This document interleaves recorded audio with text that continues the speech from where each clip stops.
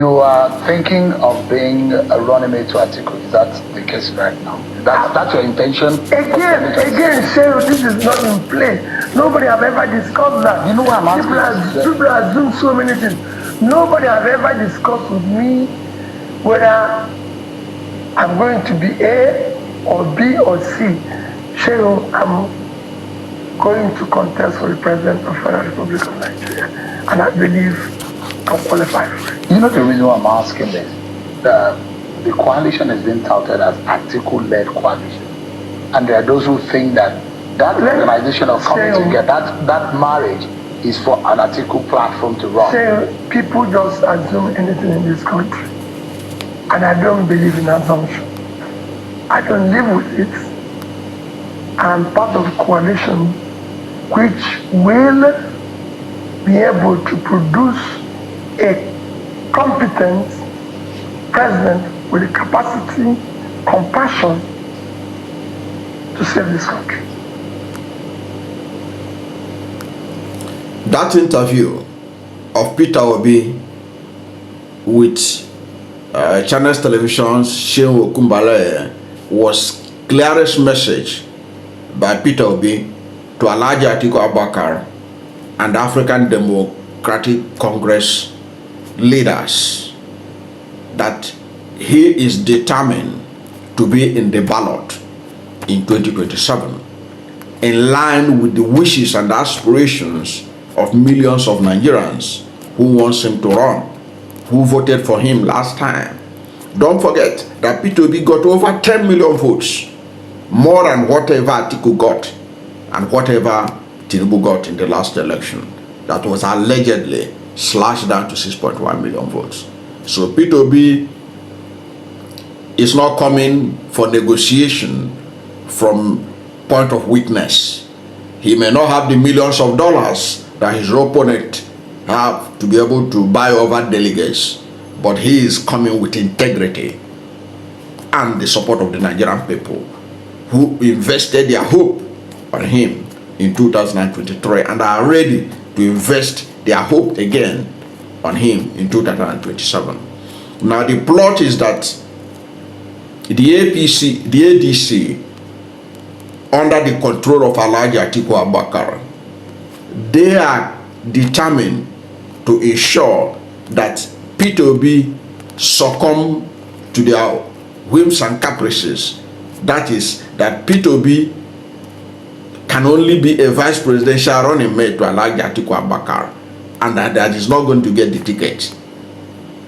And what they want to do is to cage him so that he cannot be able to go and contest in another political platform. That is why they are insisting their recent ultimatum to party leaders who have not yet formally resigned from their old party and moved to the ADC, that they should do so. And that was targeted at Peter Obi, if you don't know. It was targeted at Peter because Peter Obi is the only one who has presidential ambition that thing affects. You know that Nasiru El-Rufai is still in SDP. He has not yet resigned and moved to ADC. They say they allowed him to stay until certain elections will take place. There were some elections they are expecting to take place. They also allow Peter Obi to continue to remain in Labour Party until Anambra election on around this November. Okay? But now, all of a sudden, they held a meeting in Abuja and say, no, everybody must resign from their old party and join ADC. Peter Obi is the target. And the only reason they are targeting him is to cage him.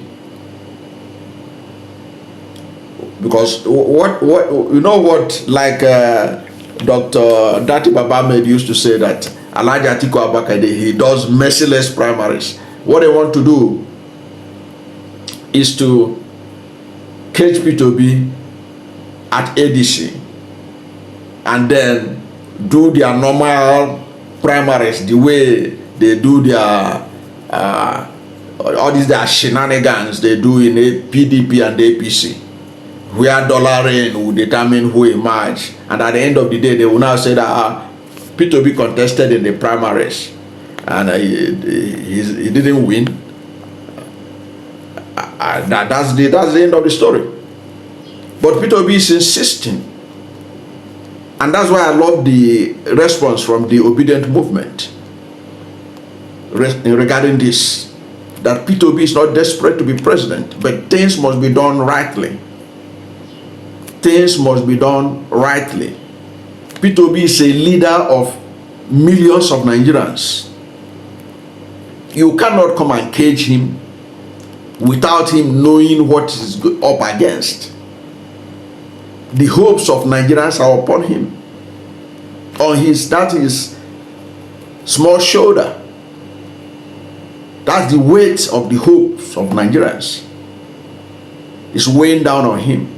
And you want to come and cage him in ADC, where you shove him aside after the primary, when you use your dollar and the same style you use in PDP to get everything you want. Peter Obi said no. Let us look at what the statement from the Obidient Movement that was signed by Yunusa Tanko said, so that before we now take you deeper to tell you that ADC don't know what they are doing. Because if they know, they will be treating Peter Obi the same way that the APC was treating Buhari in 2014. If they are really serious, if they want a true change in Nigeria. Now, this is the response from the Obidient Movement, a statement that was signed by Dr. Yunusa Tanko, who is the National Coordinator of the Obidient Movement, after the ultimatum was given. And that ultimatum, as I can tell, as I told you here, is targeted at Peter Obi to ensure that he doesn't move to another political party, and their strategy is to cage him, okay, and then mess him up at the end of the day. Now let us look at what the Obedience people are saying in their statement. They say, our attention has been drawn to the recent statement released by the African Democratic Congress concerning the resolution of the coalition and our role within it. We wish to restate our position clearly, while we remain fully committed to the vision of the coalition and acknowledge the adoption of the ADC as the coalition platform. It is on record that His Excellency Mr. Peter Obi aligned with the coalition's position after the Anambra governorship election, extending to the 2027 general election. This adoption and pronouncement were made publicly by the party. We are therefore concerned as to why the resolution is now being altered midway into the agreement. As the Obidient Movement, being part of the main consulting bloc, we are particularly concerned about how the party intends to zone its presidential ticket. Considering that the presidency is currently held by the South, issues of equity and fairness must guide such decisions if the party truly aims to secure victory in the 2027 election. Where we are equally interested in how the party zone its principal offices within the coalition, as this would ensure justice, fairness, and inclusivity, factors that would enable us to mobilize effectively across the country.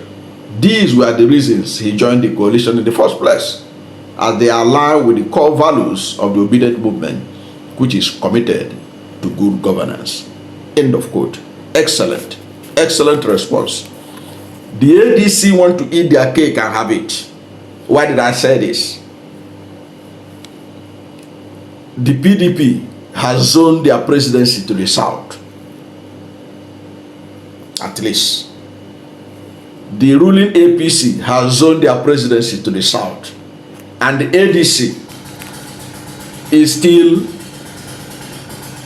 prevaricating on where to zone the presidency to. They are still prevaricating on where the presidency should go to. And that shows that how unserious they are. And the Obidient Movement is saying, we believe in fairness, justice, and equity. Let us know where you are zoning the presidency. Let us know where you are zoning all the other political positions in the party before we can commit. And that was an excellent response. The ADC, they want to eat their cake and have it. They want to eat their cake and have it. They don't want to tell us where they are going to zone, but they want everybody to commit, to come and commit. Commit to what? Commit to inequity, to commit to injustice, to commit to born to rule. We are talking about that power is in the south. Power is in the south. The southerner holding it may have done a terrible job. That doesn't mean that the job should be handed over to a northerner in 2027. What it means is to look for another southerner who has what it takes to be able to do the job. But they don't want that. What they want to do is to package ADC for Atiku Abubakar so that he will come and run. And in 2031, Atiku will generate another excuse why he will run again. They think that Nigerians are not sensible enough. Now, what destroyed PDP is going to destroy ADC, even in East Fancy. That's what is going to happen. Because Atiku has no business running. He has no business. Atiku should sit aside, step aside. He has no business running for president. If he wants to run for president, he has to wait till 2031. Even age is not on his side. He will be 81 by 2027. Who does that? And you say you want change. What is the difference between Atiku and Tinubu? What is Atiku bringing to the table different from what Tinubu has put on the table right now? Is it just to change people for changing sake? Only Peter Obi can bring a real change in Nigeria. Atiku will not be any different from what Tinubu is doing.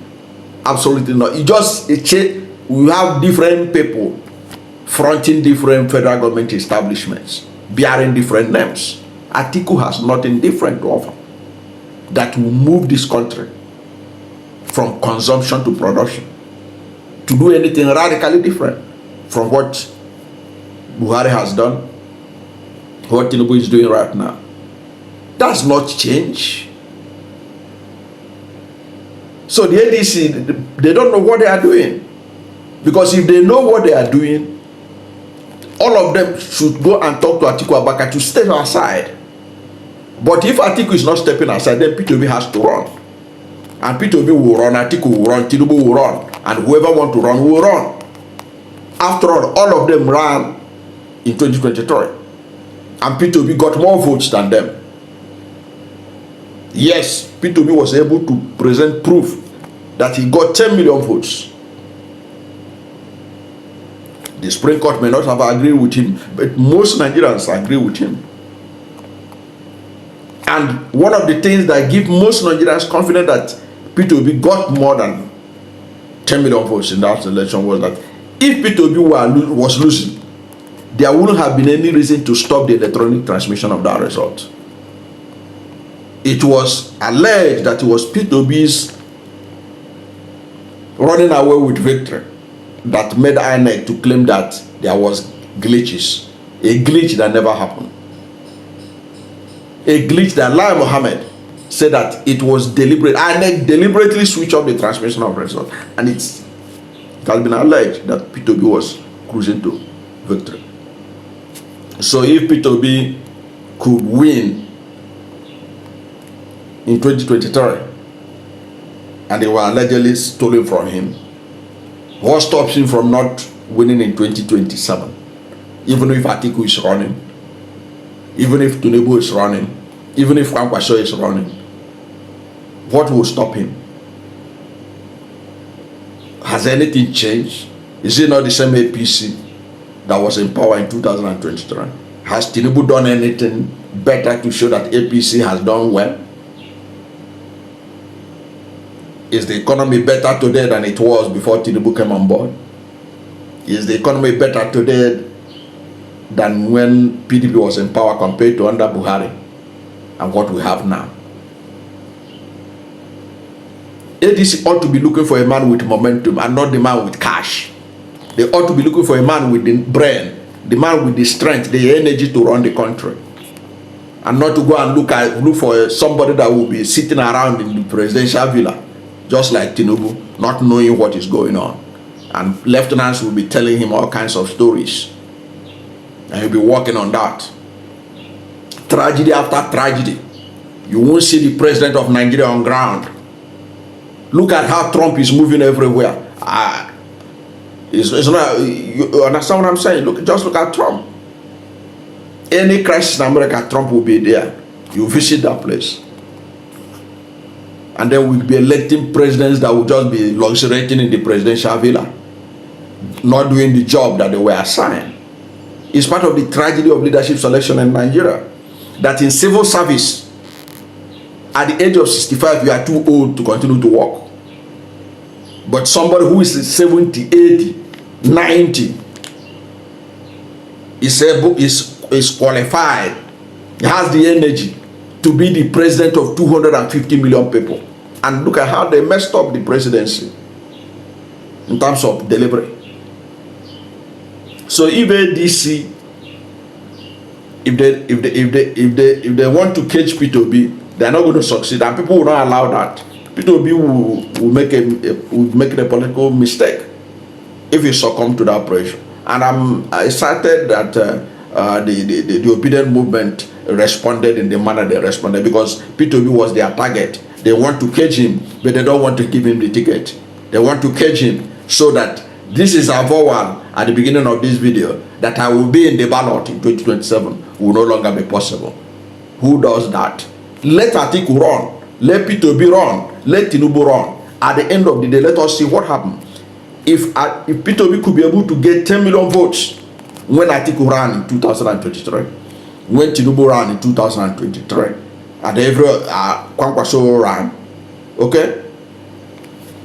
Why can't he generate the same 10 million, more than 10 million votes, given the situation that things are even worse now than 2 years, 3 years, in 2023? The Nigerian economy, everything about Nigeria, insecurity everywhere. The country is on total disaster. This country has never witnessed the kind of suffering Nigerians are passing through, and the insensitivity of those who are in leadership position, who are living in luxury as Nigerians are suffering. Even the American mission, the American embassy, had to intervene about the misplacement of priority by the present administration. So things are headed south as far as the state of the nation, and you need somebody to survey the situation, and Peter Obi has the credentials. Instead of doing that, ADC, they want to go back to go and bring Atiku Abubakar in total disregard of fairness, justice, and equity. And they want Peter Obi to accept that. They want Nigerians to accept that. Who does that?